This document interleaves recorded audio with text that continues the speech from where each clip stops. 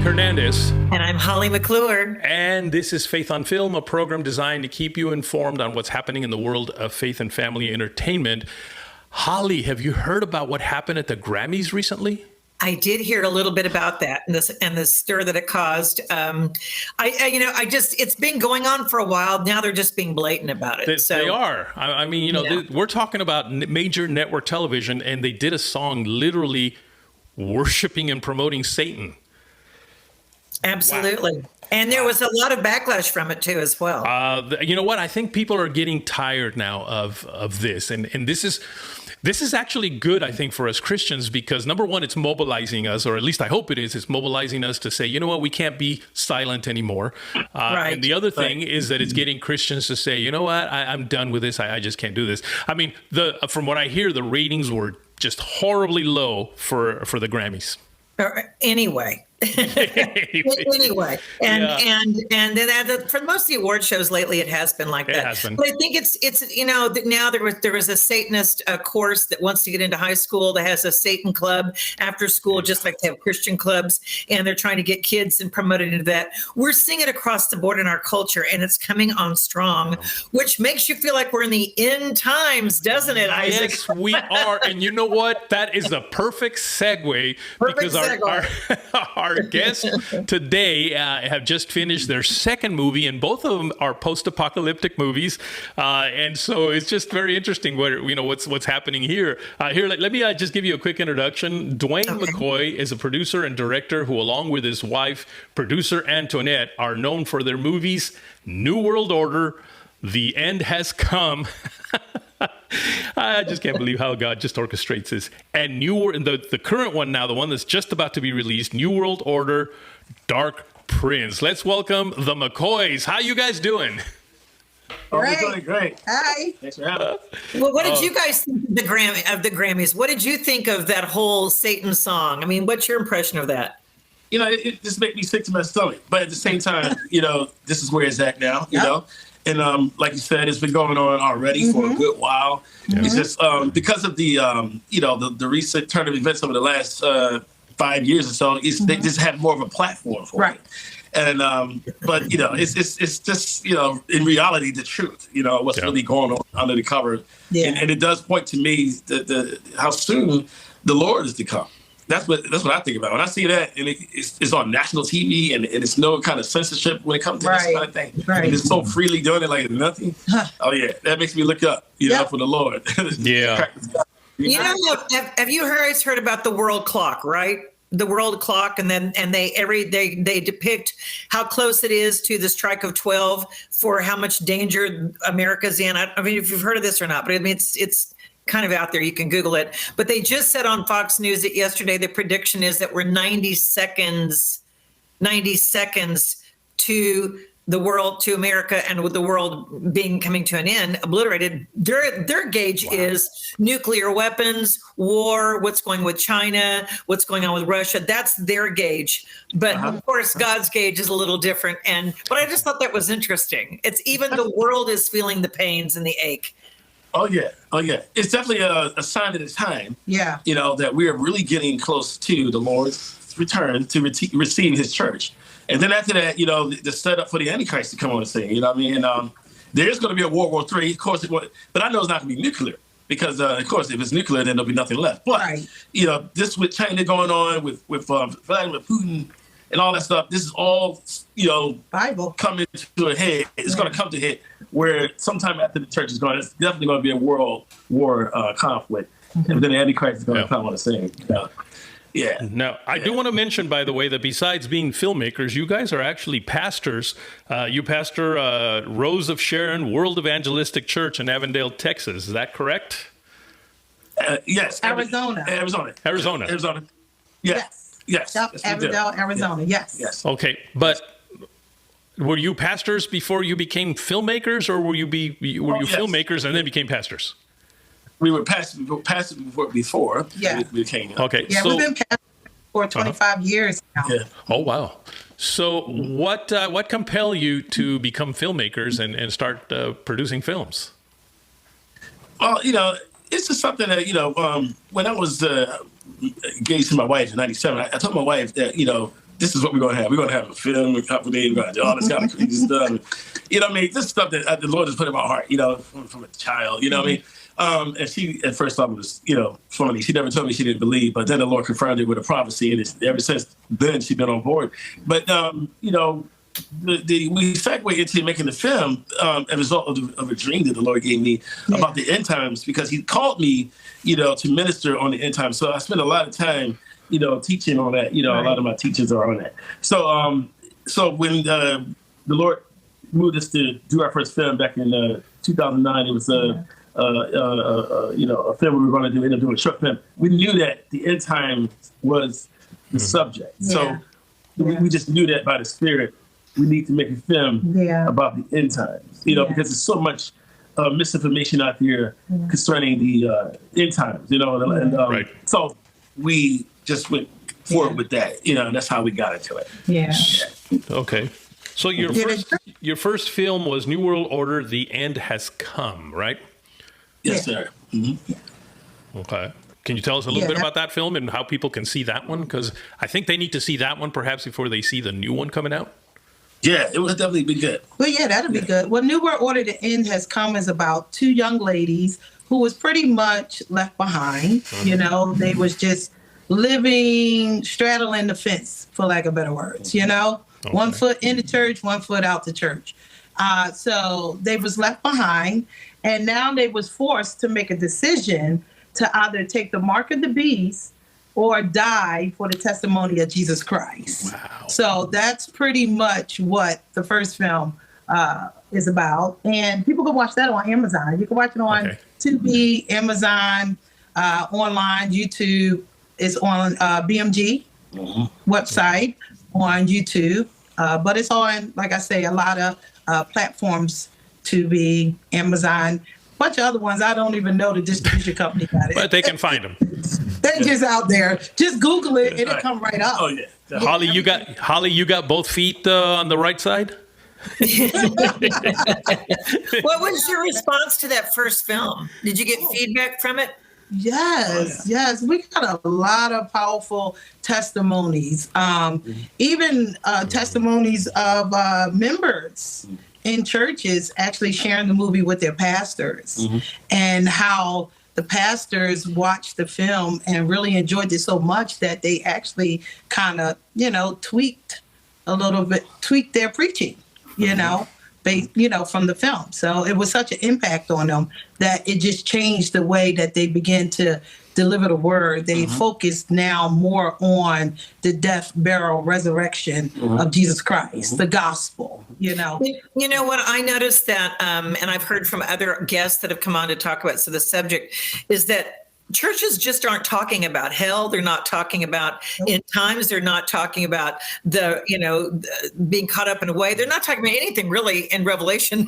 They're just not going there. And I don't know if pastors are afraid to. They're wanting to keep it seeker friendly, but it does a disservice to the congregation, because when they see films like yours, you know, they're like, well, wait a minute. These are raising great questions and points we've never heard preached before. Right. Yes, ma'am. Right.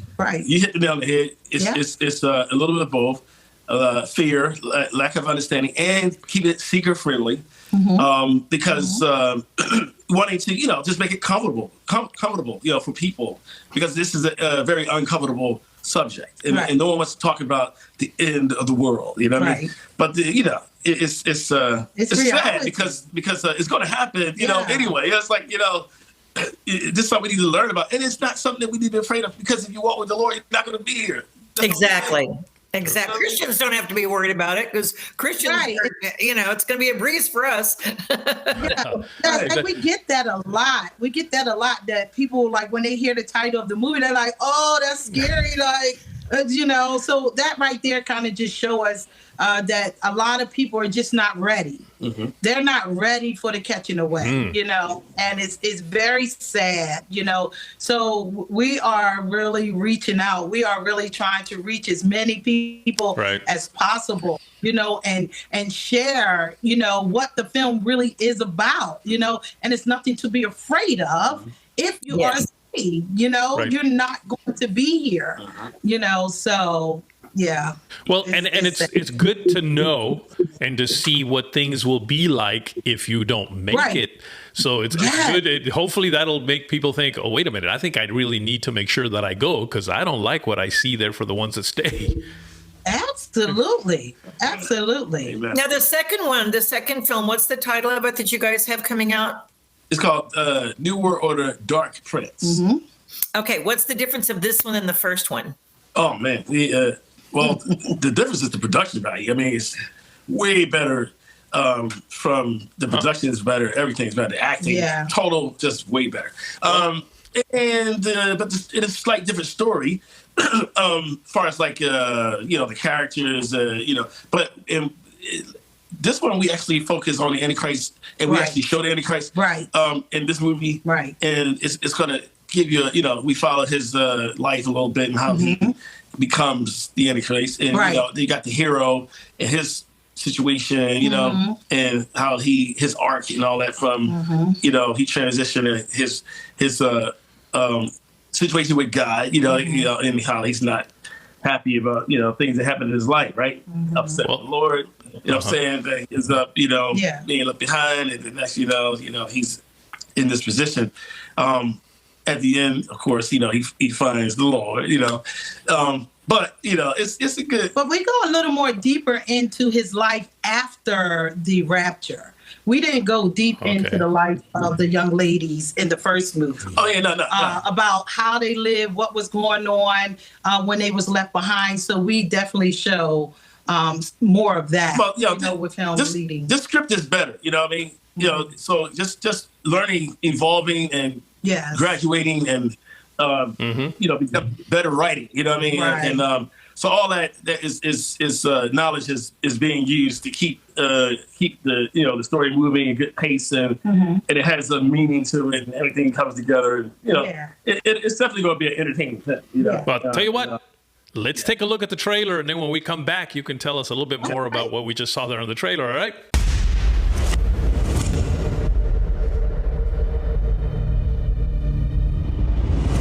Dad, why don't we just go to a supermarket? I can't afford it. Pack of chicken costs $500. Why? That's ridiculous. Why are they doing this? What can we expect? The worst. Great. First COVID, now this. You have been gathered here to be given an opportunity to become legal citizens of our Supreme Lord's empire. One day I was sitting and listening to my father's lecture.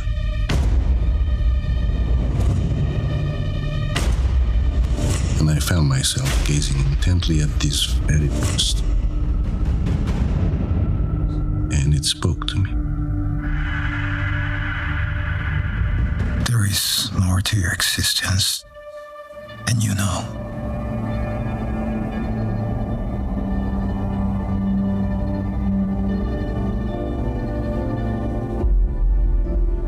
Yeah, I heard we can get some food from the government here.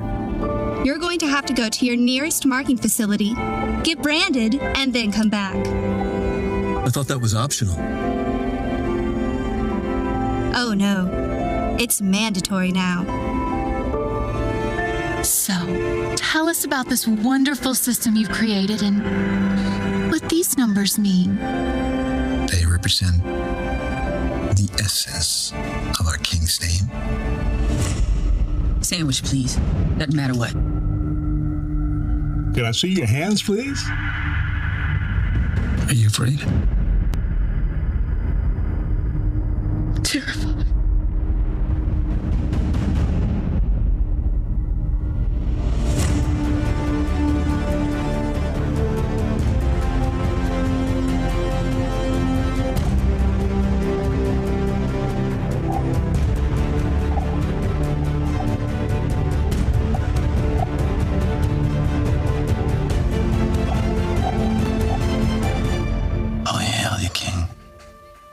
Wow.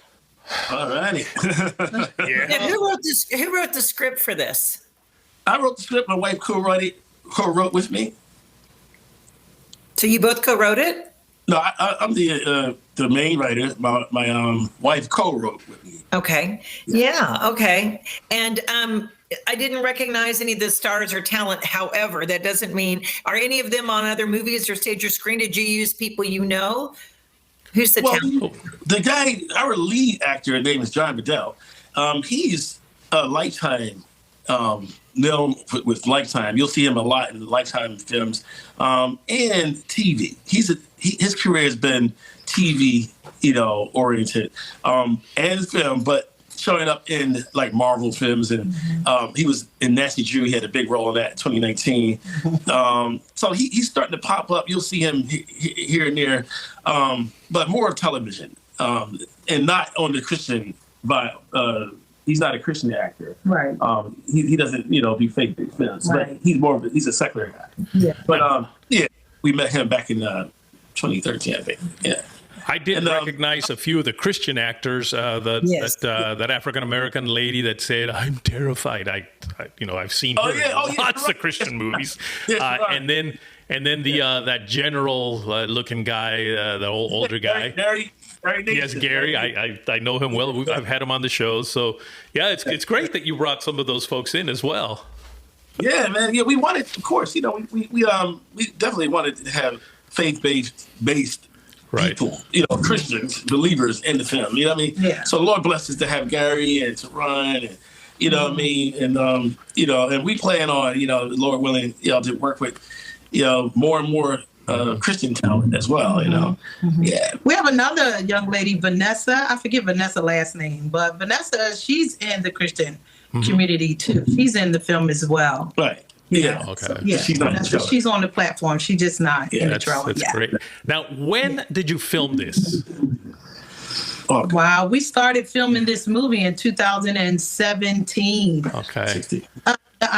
We wrote the script 2016, but remember, Isaac, you came to the film festival. Oh yeah. So we did the film festival in Philadelphia in 2016, and that's when the Lord specifically gave us when to start filming the movie, which was the next year, which was 2017, July 2017. The Lord said we would start filming then, and we actually did. We actually wound up start filming the film in July 2017.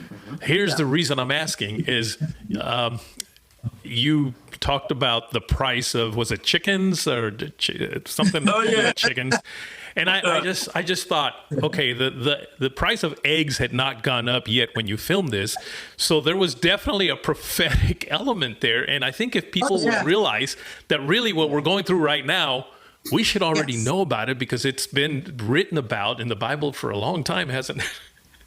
Yes, sir. Yep, it's definitely. We stayed true to the word.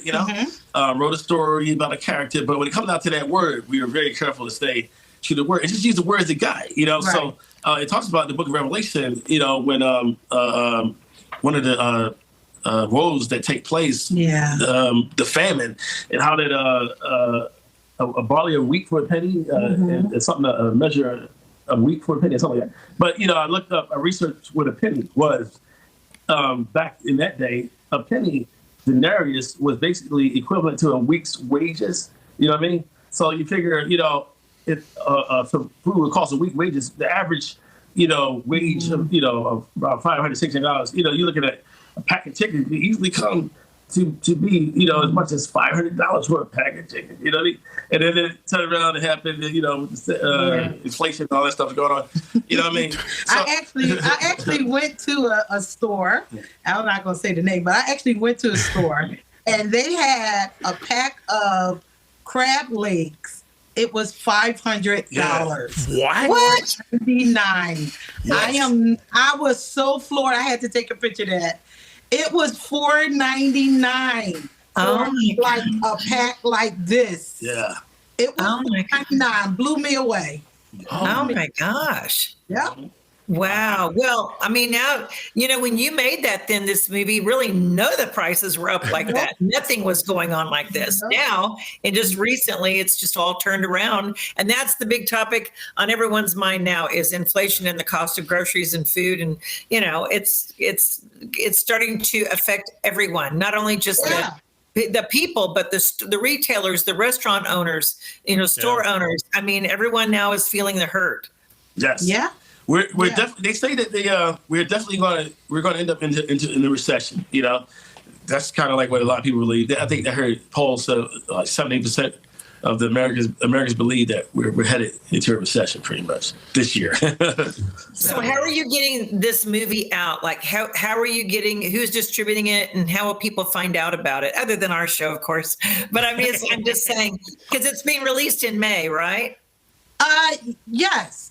In May, what we're going to do is, because we put the trailer out a while back, but what we're going to do, God is leading us to start our own platform. We're familiar with distribution, and so we've been with distribution for 10 years now, and we're still today not in a position to produce more films. So what we were led to do was start our own platform, Legend Plus. So there you will be able to pay-per-view, watch, our film at Legend Plus. We're going to distribute it that way. We also are set up with Amazon Prime, so we're going to put it on Amazon Prime ourselves as well. And we're doing a short film theatrical release for a couple months. And we're pretty much going to just distribute it ourselves. And we're just going to patiently wait and believe God for the revenues to come in, so we can continue on, because this film is a saga. This is just not a one, hit quitter for us. It's a saga. It's a 4-part saga. So we want to be able to really thoroughly break down the Book of Revelation. So it's going to take us 4 films to do it in total. Right. What's nice is that nowadays you technically don't have to have a quote unquote distributor. You can do it yourself. I mean, you could, like you said, you set up your own platform. It isn't like the old days where a distributor had to put it out into the bookstores and all that. Now you can pretty much do it yourself. What you do need, of course, is the marketing, so people will know how to get it. Right. Exactly. We have a publicist that is now working on the film and putting us, before certain individuals, so that's the plan. We're going to put because we're self-financed, once we are done with the film, we're say 95% done the CGI, we're in post-production. So once we are done with that, then we can focus more on the marketing side, and Lord willing, you never know who may come and want to, get on board and help us with the marketing, as well as partner with us for the next film. Well, like Holly said, that's what Faith on Film is here for. Amen. And other outlets, in doing these kind of films, and you have Christians and non-Christians working on it as well. Were there any interesting stories or, from the set of filming, and maybe not funny, but interesting, like even spiritually interesting, how they interpreted the script or what they thought, or any stories that happened from there? Well, I can definitely say that people, like the non-believers, they were intrigued by the story, and a lot of conversation took place about the Bible. You could tell when someone is open, trying to be open-minded, like they had no knowledge of it, but they're open to the truth. Yeah. And, so it's a lot of positive, conversation that surrounded the making of this film, even with unbelievers. You didn't get the impression of, a hate for God and disdain for the scripture, more of a curiosity, to perhaps, wow, this is interesting, kind of thing. And then the way that the set was run, we had many people testify that it was like working on a really big set, professional set, or Hollywood set, and they were amazing. The love, the love, and how myself, and my wife, how we handle people, even extras. How we handled the extras. Everyone was made to feel welcome and important. So God got a lot of glory out of the. And we was able to witness to a lot of people. So a lot of seeds was planted I remember one camera guy told us, he was like, my God, like, is this really what the Bible is saying? Like, he's like, I gotta go read my Bible. Oh, wow. That's what I wondered, if they thought that. You know what I mean? Especially, didn't realize that part was in the Bible, you know? Yeah. Real quick question. You said Legend Plus. Why did you spell legend differently? Because people may go Legend. Well, we wanted Legend, but that was taken. Yeah. So we had to find another way. It was already taken. Oh, that's funny. And we wanted to glorify God in our name, you know? And so we know God is legend, you know? He's legend. Right. You know, a better name to call the company Legend. And so when we realized Legend with the END was taken, we was like, just swap out the E and put I. That's funny. That's exactly what happened to Faith on Film, because originally my thought was Faith in Film, but that was taken. So I thought, okay, Faith on Film, that'll work. Which by the way, we're pretty much running out of time, and I just want to remind people that they can write us at Faith on Film, not Faith in Film, Faith on Film. They can write us at faithonfilmtv@gmail.com. That's faithonfilmtv@gmail.com, and you can always follow us on Facebook, Instagram, and Twitter at Faith on Film. And you can go to our YouTube channel and watch not only this show, but many other shows that we have on there simply by going to youtube.com/@FaithOnFilmTV. And where can they get in touch with the McCoys? Yes. Where can they get in touch with you? Well, they can reach us at contact@legendplus.com. And that's Legend, Legind.